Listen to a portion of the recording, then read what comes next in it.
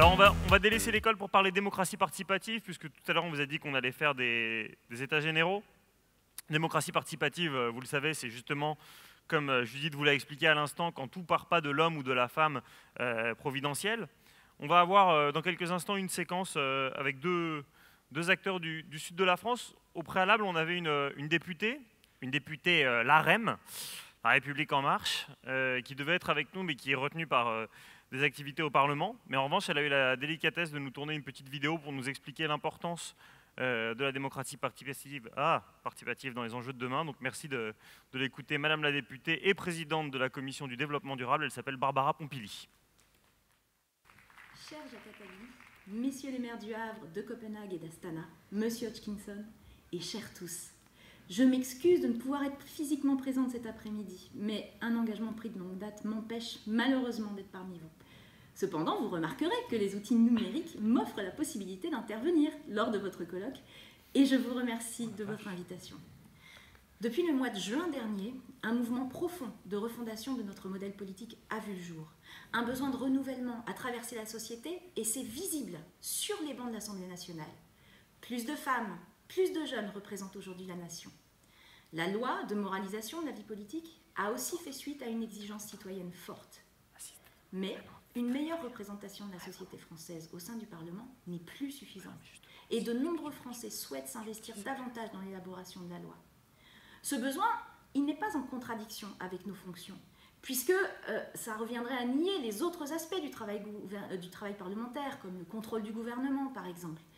Ces initiatives citoyennes ont, au contraire, toute leur place.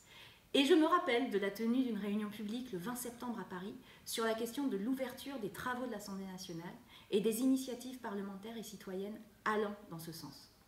Depuis quelques années, de nombreuses sociétés, les civic tech, travaillent afin d'associer davantage les Français au processus législatif. Je ne peux pas toutes les nommer, mais je pense particulièrement à Make.org ou à Regard Citoyen. De nombreuses propositions ont vu le jour, telles que la mise en place de questions au gouvernement citoyennes lues par des députés. Le président de l'Assemblée nationale, François de Rugy, ainsi que la Fondation Nicolas Hulot réfléchissent, à la suite des engagements du président de la République, à la création d'une chambre du futur. Celle-ci, qui pourrait être composée d'un collège de personnalités qualifiées et de citoyens tirés au sort, pourrait aussi avoir pour mission le contrôle de la cohérence de l'action publique aux objectifs de long terme, ainsi que sa conformité avec la charte de l'environnement qui, vous l'imaginez, me tient particulièrement à cœur. Un pouvoir d'initiative ainsi qu'un droit de réponse suspensif pourrait être dans ses attributions. C'est une piste en cours de réflexion. Mais ce débat, évidemment, ne doit pas être à l'initiative unique des parlementaires. Et je vous propose de me faire part de vos propositions qui pourront être discutées lors de votre colloque. Mais il ne faut pas croire non plus que l'Assemblée nationale reste inactive en ce domaine. Cet été, par exemple, nous avons ratifié 2 ordonnances sur la participation publique à l'évaluation environnementale. Nous allons ouvrir un nouveau droit d'initiative aux citoyens qui pourront saisir la Commission nationale du débat public sur des projets qui ont une influence sur l'environnement.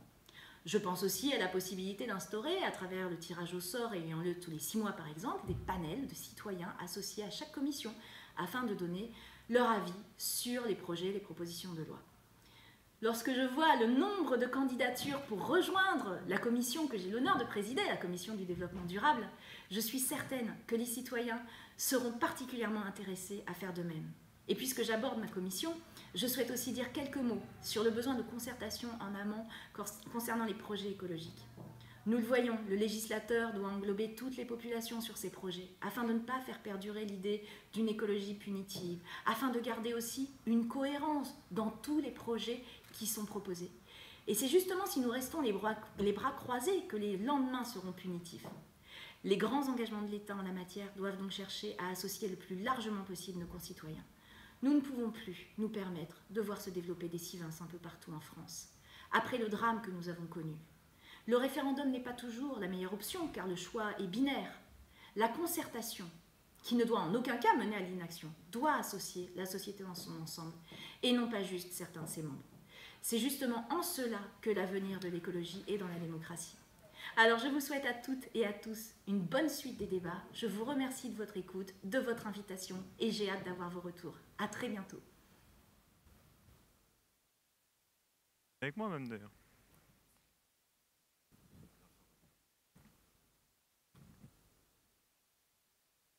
Merci Madame la députée. Quand vous faites ça chez vous, regardez plutôt des youtubeurs un peu plus adroits. Normalement, on ne regarde pas l'écran comme ça de travers. Ben, c'est vrai, non? Bah ouais, il y avait une impression. Tout à fait, voilà. Il y avait une impression un peu bizarre. Bon, c'est pas son job en même temps, hein, mais elle aurait pu faire un peu gaffe. Alors non, c'était pas un prompteur, je pense qu'elle... Enfin, j'espère en tout cas qu'elle n'a pas lu un texte. Alors, voilà, on va arrêter de dire du mal de Madame la députée, parce que là, vous me mettez extrêmement mal à l'aise. Alors, entre-temps, j'ai été rejoint par Samira Karash, directrice exécutive de l'université Nice-Côte d'Azur, et Pierre Assieri, professeur dans cette même université, en physique. Tout de suite, le respect se fait. Et par ailleurs, maire de Mouansartou. Mouansartou, est-ce qu'on peut resituer un peu pour ceux qui viennent du Havre et qui connaissent mal la région niçoise, par exemple? Alors, Mouansartou, c'est entre Cannes et Grasse. Voilà, si ça vous permet de situer un peu mieux géographiquement le lieu. C'est la Côte d'Azur. C'est 10 000 habitants? C'est 10 000 habitants. Et beaucoup de jeunes? Pas que des jeunes, mais il y a des jeunes, effectivement. C'est un peu contre-intuitif, parce qu'en général, la Côte d'Azur... Oui, il n'y a pas que des vieux, la Côte d'Azur, si c'est ce que tu veux dire. Je ne me serais pas permis. Et il se trouve que dans la municipalité de Mouansartou, chaque jour, on sert 1200 repas à la crèche et à l'école maternelle. Et à l'école primaire, pardon. Et donc un jour, vous avez eu l'idée de changer ce qui était servi dans ces cantines pour faire uniquement du bio et du local. D'où tombe une idée pareille? C'est une idée saugrenue, je suis tout à fait d'accord, effectivement. Alors c'est une idée qui se construit en fait, ça ne s'est pas décidé en un jour en disant on va faire du 100% bio dans les cantines, ça s'est construit. Il a fallu un certain nombre d'années, on est arrivé au 100% bio depuis 2012. Bon, ça n'a rien d'extraordinaire, hein, 100% bio, il y a d'autres collectivités qui le font. Nous, la singularité, c'est que c'est du bio que nous produisons nous-mêmes. Donc nous avons réservé des terres agricoles sur la Côte d'Azur, c'est là où la difficulté est présente, c'est la Côte d'Azur, c'est le mètre carré, c'est 300 € le mètre carré généralement. Donc on a réservé 6 hectares. Alors il faut préciser que pour des terres agricoles, c'est beaucoup, puisque en général... C'est beaucoup moins. Oui. C'est ça. Donc on a fait l'impasse sur une manne financière de 18 millions d'euros, hein, pour être à peu près précis, en disant on va réserver ça à de la production agricole pour nos cantines. Alors c'est une volonté, c'est un choix politique qu'on assume complètement, qui est par ailleurs accepté par la population, mais c'est un choix. Et vu les finances locales, vu les contraintes financières qui pèsent sur les finances locales, que vous connaissez peut-être, c'est un choix politique qu'on assume, mais c'est pour la bonne cause, si je puis dire. Donc on a réservé ces terrains pour de la production agricole, et cette production sert évidemment en circuit ultra court aux cantines scolaires et aux crèches. Et en matière de concertation, alors comment ça se passe? En tant que maire, est-ce qu'un jour vous avez réuni les agriculteurs en disant bon bah les terres, vous les aurez pas pour faire ce que vous voulez, ce sera uniquement pour servir les cantines, et puis vous mettez les parents devant le fait accompli, ou est-ce qu'il y a une discussion qui s'élabore? Alors il faut dire une chose, c'est que les agriculteurs, c'est une denrée rare sur la Côte d'Azur, et comme je le disais tout à l'heure, en aparté, ce qui pousse le mieux sur la Côte d'Azur, c'est les villas. Ça pousse beaucoup mieux que les salades. Donc les agriculteurs ont disparu en grande partie, et c'est pour ça que nous produisons nous-mêmes nos propres légumes pour les cantines, parce qu'on n'avait pas la possibilité de s'approvisionner en produits frais, bio, locaux, sur le secteur. Il a fallu que nous produisions nous-mêmes. Donc c'est de là qu'est née cette idée, en fait. Et avec les terres que vous avez récupérées? Qu'on a récupérées, qu'on a sorties d'un programme immobilier juteux.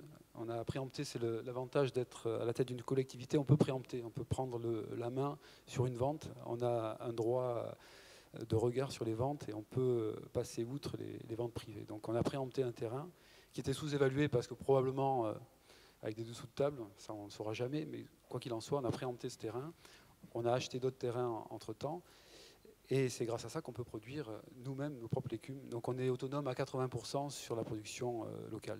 Mais au-delà de la production, au-delà de donner de l'agriculture, enfin des denrées de qualité aux élèves, c'est un outil pédagogique formidable, puisque les enfants sont associés à la production. Alors on ne les fait pas travailler dans les champs, hein, c'est pas encore, bien que peut-être qu'on y pensera, ça nous permettra de réduire les coûts de production.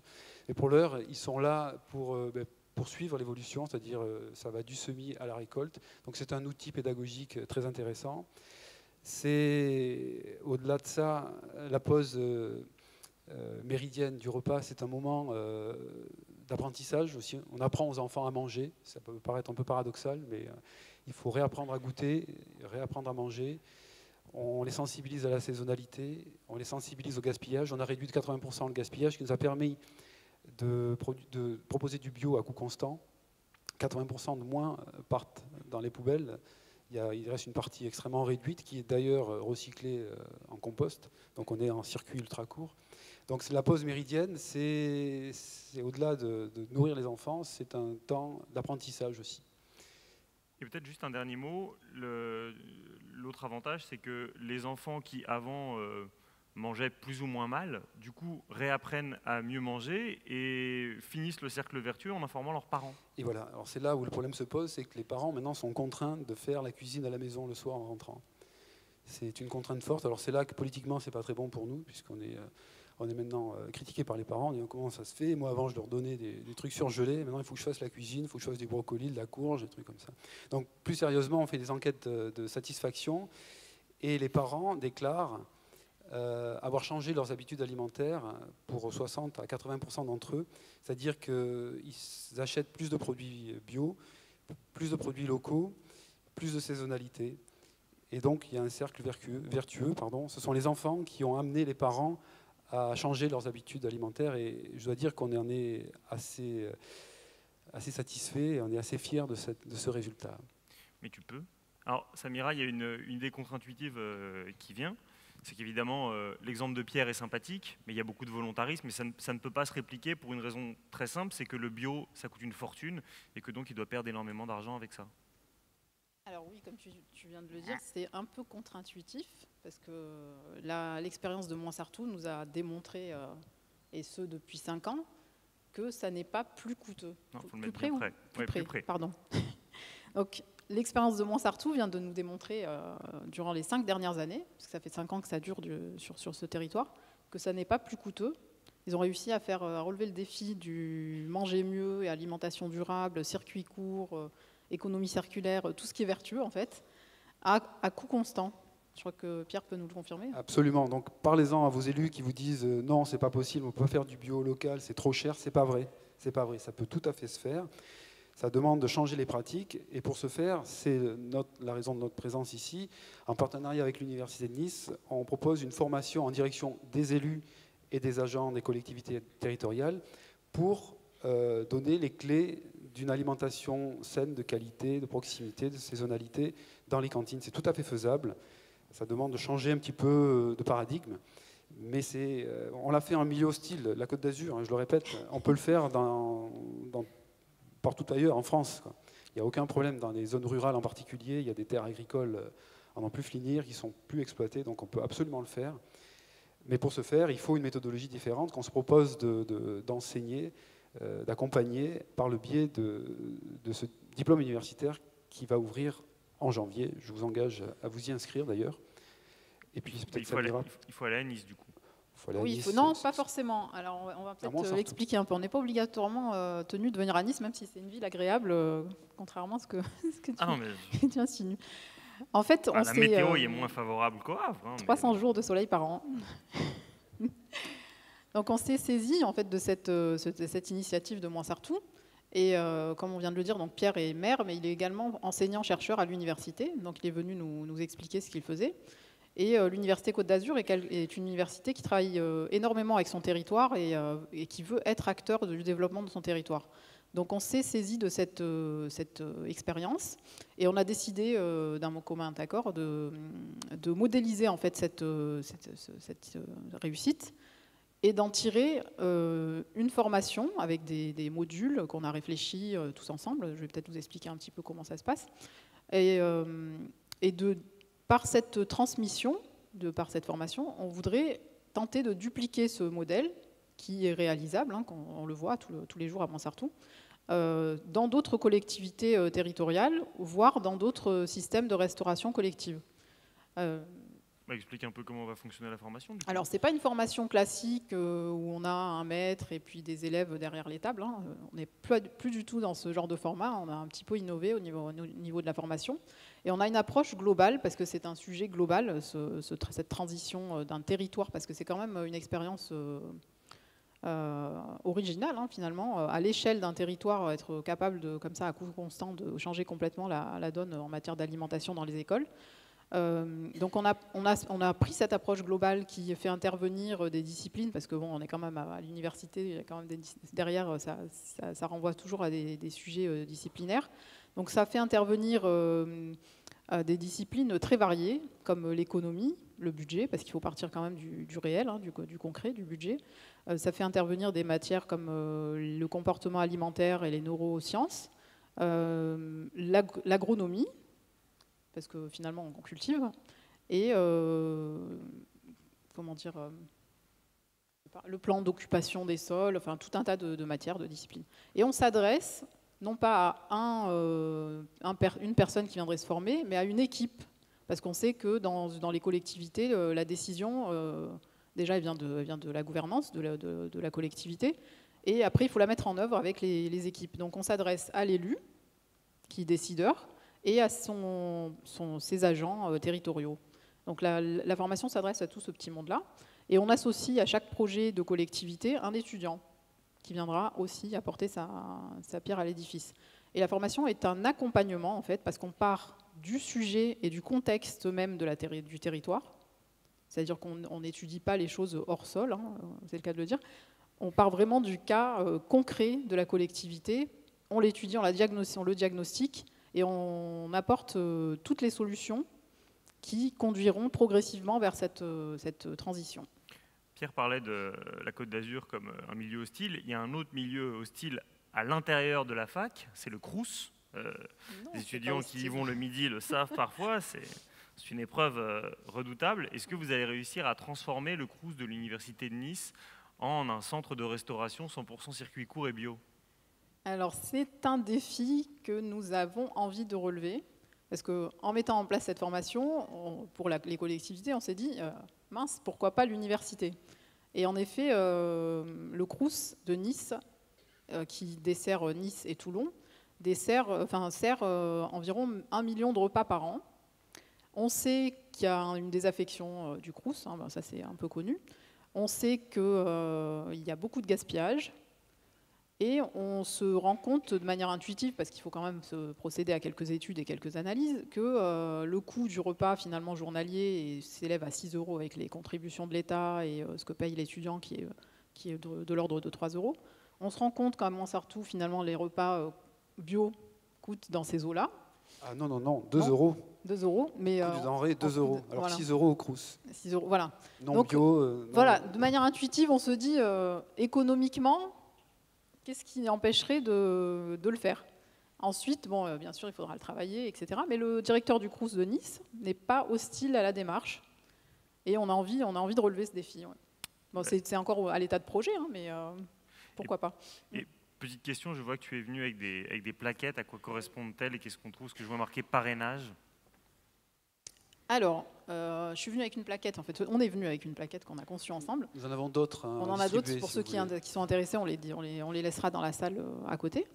Donc, le parrainage, cette année, c'est Cyril Dion, qui est une personnalité, qui est réalisateur, écrivain et poète, et qui est en même temps militant écologiste, et qui a accepté de parrainer notre diplôme universitaire. Exactement, ça c'est pour la com, l'aspect un peu people. Chaque année, chaque promo sera parrainé par un parrain célèbre. On commence par Cyril Dion, avant d'attendre Céline Dion, qui n'était pas disponible cette année. Je recommande de rester quand même sur Cyril en termes de crédibilité. Il y en a qui connaissent Cyril Dion ? Il y en a un qui veut Céline Dion, mais bon, ça c'est... Il y en a qui connaissent Cyril, le film qui s'appelle Demain, avec Mélanie Laurent, vous avez vu ça ? C'est pas mal. Ouais. Petite question... très bête pour conclure, mais au fond, si on résume, c'est moins cher, c'est bien meilleur pour les enfants, c'est meilleur pour les parents, il y a moins de gaspillage, et pourtant, c'est pas fait partout du tout. Pourquoi ? Bonne question. Pourquoi ? Je pense que c'est dû à un phénomène qu'on connaît même dans d'autres sujets, c'est on réplique d'année en année ce qu'on a déjà fait et on ne réfléchit pas forcément à se renouveler ou à faire autrement. Je pense que c'est surtout ça. Après, bon, c'est sûr qu'il y a toujours une crainte du changement, il y a toujours un peu d'inertie. Puis on se dit, ce que tu disais tout à l'heure, c'est les moyens, quoi. On se dit ça va nous coûter tellement cher que c'est même pas la peine de commencer même à réfléchir à le faire. Et donc le bon point de départ pour lancer une révolution à la cantine, je ne sais pas si ça se dit, c'est le maire, c'est ça la bonne clé d'entrée. C'est-à-dire si tu étais à la place des jeunes qui en ont marre de manger à la cantine de leur lycée, est-ce que tu irais voir Luc Lemonnier? Est-ce que tu irais voir le maire du Havre pour lui dire « Monsieur le maire, c'est à vous de transformer ce qu'il y a dans les assiettes ». Ouais. J'irai, mais j'irai avec bienveillance. Il ne faut pas s'affronter tout de suite avec la municipalité qui est en place, avec le maire. Il ne faut pas aller de façon frontale. Il faut essayer de co-construire, on le disait tout à l'heure, participatif, démocratie participative. Il faut co-construire un projet. Il y aura des réticences qui seront peut-être pas forcément au niveau politique, mais au niveau de l'administration, au niveau des agents territoriaux, à qui on leur demande de changer, à qui on demande de changer leurs pratiques. Donc c'est peut-être là que sont les résistances les plus fortes, parce que les élus sont intimement convaincus que c'est la bonne démarche, quoi. Encore faut-il la mettre en œuvre. Donc il faut co-construire le projet, associer les politiques qui seront, à mon sens, convaincus, associer les agents territoriaux qui seront plus difficiles à convaincre, mais qu'il faudra contraindre ou convaincre, je ne sais pas. Et puis y aller progressivement. Du jour au lendemain, on ne peut pas faire du 100% bio dans une cantine. Il faut y aller progressivement. Nous, ça a pris un certain temps. Donc on se propose de vous accompagner, si vous venez à la formation, mais ça peut se faire. Ce n'est pas une fatalité de dire les enfants sont condamnés à manger, je ne peux pas donner de marque, mais du truc qui est en barquette, en plastique, qui est produit à 300 km et qui met avec des denrées qui ont fait 3 fois le tour de la planète avant d'arriver dans l'assiette, quoi. Et qui sont parfois du cheval ou du bœuf. Et, Et qui n'ont plus aucun goût. Et qui ont perdu le goût. Ouais. Donc voilà, si vous voulez lancer dans une révolution des cantines, eh ben vous faites comme vous explique Pierre et Samira. Merci beaucoup d'être venus avec nous. Vous restez dans les parages pour pouvoir donner des plaquettes.